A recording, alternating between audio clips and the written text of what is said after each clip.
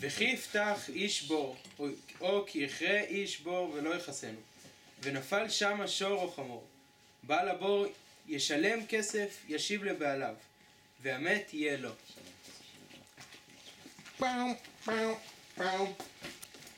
טוב, אני אחרה בור.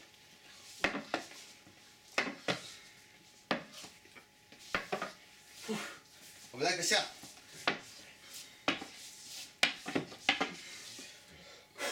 טוב, סיימתי להיום, נחזור מחר.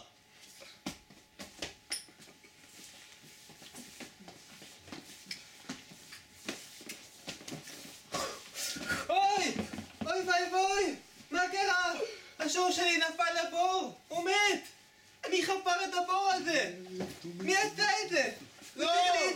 זה אני! מה הוא חשב לעצמו? אני חפרתי את הבור הזה!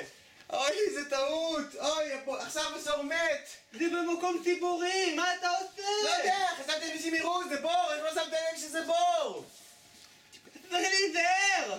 אוי... מה, אתה חייב לי, אני אתבע אותך על השור שלי! מה?